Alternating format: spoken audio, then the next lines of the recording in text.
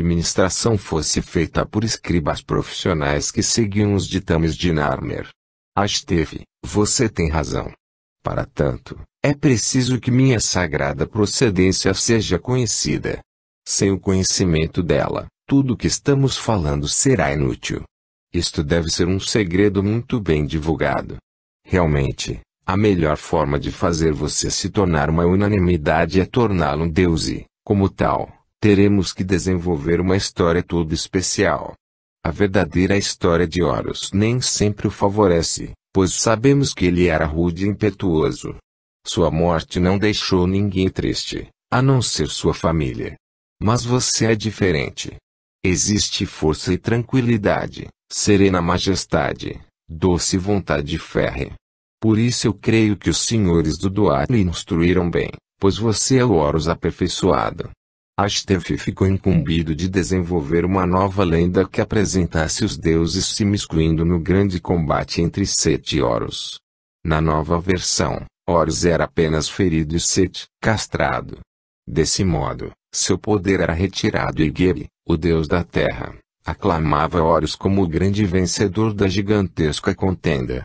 Alguns meses após a incumbência, Narmer recebeu a visita de Ashteve, que lhe trazia uma nova versão da história de Osíris, onde as diversas lendas que estavam em voga foram fundidas e desenvolvidas para dar credibilidade ao novo personagem, Narmer. Foi estabelecida uma santa trindade. Ptah era o Deus absoluto, criador de tudo, Sekhmet, a terrível leoa, sua contraparte feminina, e Nefertem, o lótus primordial, a matéria-prima do universo que Ptah extrai de si próprio e com a qual cria tudo o que existe, sem, contudo, se alterar intimamente. Além disso, Osíris foi associado a Sokar, o deus da morte e do mundo espiritual. Na lenda, Zekin foi transformado em Tephen, chefe dos escorpiões que acompanham o grande deus Ra, em suas andanças pelo mundo. A lenda associava a realidade e imaginação, atos humanos com ações divinas dos deuses do panteão quemetense. Ra, filho de Ptah, gera sua descendência, da qual a mais famosa é Osíris que, por sua vez, dá origem a Horus. Narmer e todos os reis tornam-se Horus, filhos de Osíris e, muito politicamente, para agradar a elite, filhos também de Ra. Para divulgar a nova doutrina, Narmer, seguindo sugestão de Ashteve, determinou que 26 monges, especialmente treinados no Etibemben, fossem enviados a todos os exércitos e aldeias para orientarem os sacerdotes dos outros cultos sobre a nova verdade, a grande revelação dos mistérios de Osíris e Ísis. Para dar ênfase aos aspectos femininos, Ísis foi enaltecida ao máximo, por sugestão de Narmer, que via nessa figura feminina o paradigma de todas as mulheres do Kemet. Set era uma deidade existente em Urbit e muito louvada em muitos lugares. Não se podia desonrar um deus, portanto, ao se castrar o seu poder maligno, fez-se dele um partícipe da barca de Ra, como aquele que emite raios e trovões. Tornou-se Set o deus das tempestades e relâmpagos. Encontrou-se um local adequado para Set, no panteão dos deuses. Os sacerdotes Shin que fizeram a divulgação não foram bem recebidos em todos os lugares. Houve muita divergência entre os adoradores de Osíris e Ra, e, no final, houve uma natural aceitação para que Ra fosse o grande deus organizador, Ptah, especialmente, em Menefer, o deus criador, e Osíris, o deus do outro mundo. Esta deificação ocorrera naturalmente pela orientação dos guias espirituais sobre seus sacerdotes. Portanto, tornar-se o deus e rei do outro imundo foi apenas um grande prêmio para essa alma enobrecida no cadinho das experiências terrenas, especialmente para ele que cultuara a morte quando em vida, dando-lhe real importância, tendo mandado fazer 14 sepulcros que acabaram virando os 14 pedaços do seu corpo, dilacerado por Set. Osíris, estranhamente, ao ser retratado no futuro, se-lo-ia com sua cor capelina, a de um gigantesco verde. O mais importante é que a mensagem de que só devia existir um Kemet e um só rei foi perfeitamente entendida por todos. Duas nações gerariam guerras e sofrimentos. Dois senhores no Kemet seria perpetuar o fantástico combate entre Horus e Set, entre sobrinho e tio, entre irmãos.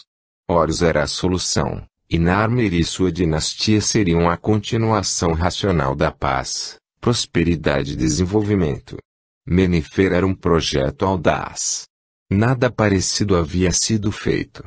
O rio, quando de suas cheias periódicas, enchia a tal ponto que a plataforma onde ficara o acampamento de Narmer tornava-se pequena. Era preciso ampliar aquela área. Porque temos que construir a cidade num lugar como esse, majestade? Tudo aqui é mais difícil. Se formos um pouco mais para o sul, poderemos construir, com facilidade, em Saqqara. Meu caro Peribsen, você é meu construtor real exatamente porque consegue resolver esses problemas de menos importância. Meu Siri, o que me pede é algo gigantesco. Precisaremos trazer areia e pedra do deserto para formarmos um grande dique de pedras. Após isso, teremos que encher o local com areia e seixos. Quando, então, tivermos uma ampla plataforma, 20 metros ou mais acima do Iterou, poderemos construir a sua fortaleza. Nada do que me falou demoveu-me do meu propósito. Quanto mais grandioso for o projeto, maiores serão os resultados. Peribsen, amigo de longa data de Narmer, exímio construtor, baixou a cabeça, respirou fundo e fez uma última tentativa. Por que construir aqui? Além de ser o lugar mais adequado, pois está entre o norte e o sul, exigirá maior esforço. É isso que me interessa. Havia por trás desse plano de Narmer um ardiloso e interessante projeto. Desejava distribuir terras aos felás do norte, como uma forma de minorar a pobreza e também de fortalecer o sul, ampliando em muito a área plantada. Para que os camponeses pudessem pagar pela terra, já que nada deve ser dado de graça para não ser desvalorizado. Narmer queria fazê-los trabalhar para adquirirem o seu pedaço de chão. Ao fazer, portanto, a nova capital em lugar difícil, exigia-se que o futuro proprietário da gleba trabalhasse pelo menos 6 meses na construção. O plano tornava-se brilhante já que, para construir a cidade, os nobres teriam que fazer donativos especiais, além do pagamento dos impostos normais. Essas dádivas eram parcialmente usadas para cobrir os custos da obra, especialmente com comida e ferramentas dos obreiros, e o restante, a grande soma, transformava-se em tesouro privado de Narmer, possibilitando-o tornar-se o homem mais rico do Kemet. No entanto, a maioria dos recursos revertia-se em terras, sementes e obras gigantescas para o Kemet. Um outro intento fabuloso era a canalização dos rios, a dragagem de pântanos e a ampliação das terras aráveis do Baixo Iterou. Esse projeto, em conjunto com Menefer, a nova capital, e um outro plano no canal Bair Sevi, feito por Ptah, viriam a dominar a cena quemetense pelos próximos 12 anos. Menefer, a cidade fortaleza de Narmer, era uma obra grandiosa, que levaria vários anos para ser terminada. O Iterou teve que ser desviado para que a cidade fosse construída no local em que Narmer determinara. Os sacerdotes do Etbemben tiveram muito a ver com a escolha da localização precisa. Foi uma obra que durou 35 anos e a cidade em si só foi terminada quando o filho de Narmer, já assumir o trono. O nome da fora dado em homenagem ao deus Harakli. A casa de Narmer, em Menefer, era fabulosa.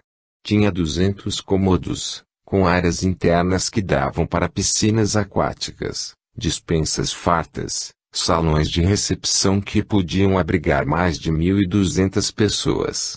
A casa era unida a uma série de construções do mesmo estilo, dando impressão de continuação do palácio, onde escribas e administradores do reino trabalhavam.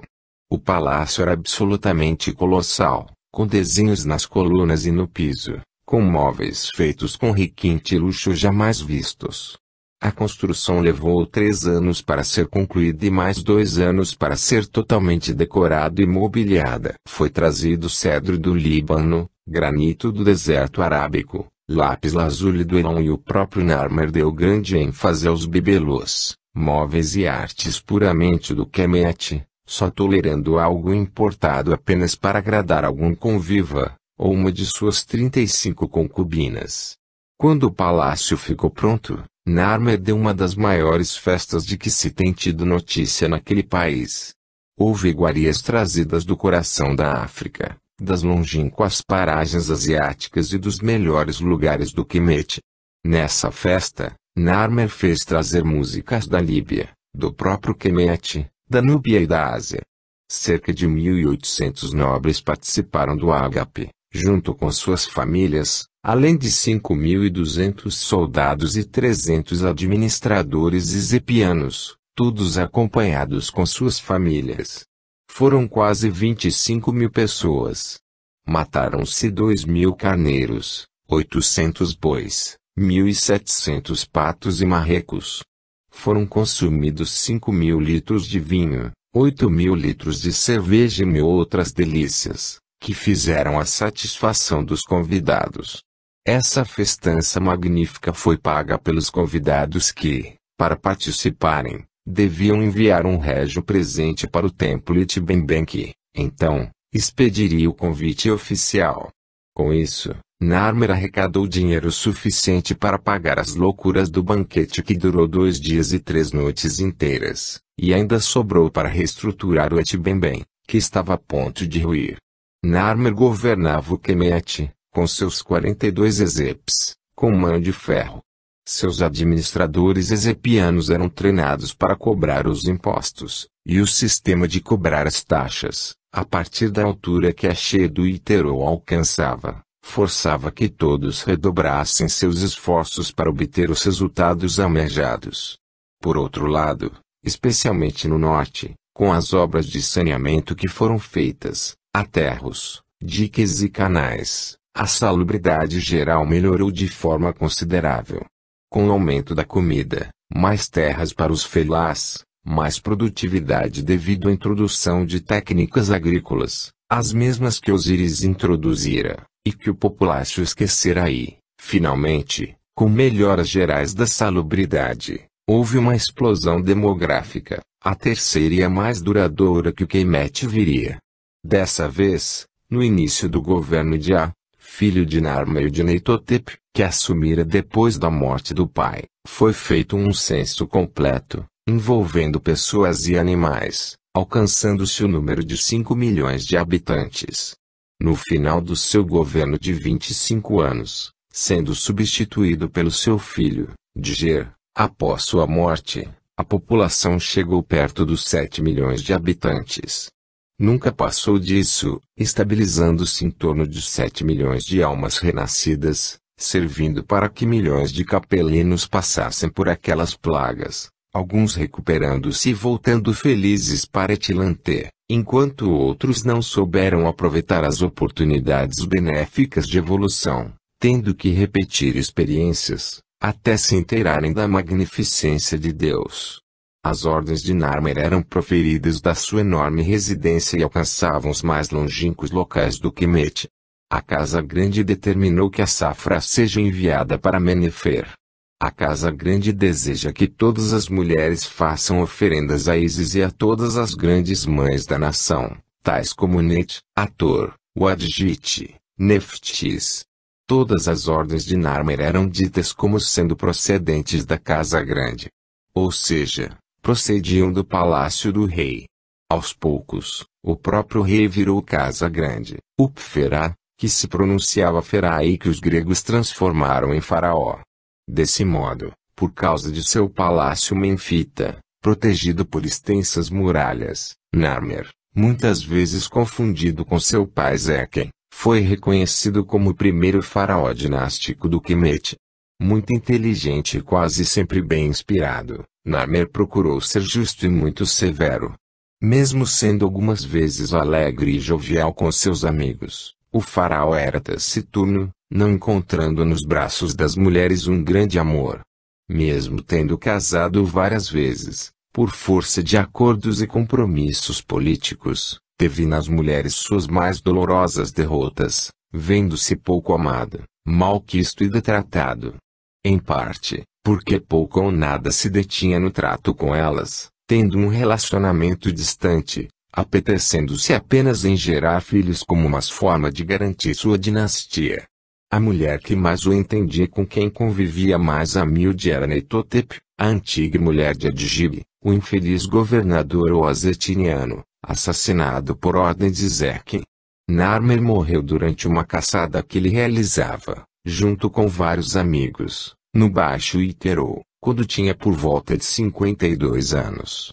Seu bote foi atacado por animais anfíbios e Narmer foi devorado por um gigantesco hipopótamo. Seu corpo nunca foi encontrado. Durante vários meses, a nação ficou de luto.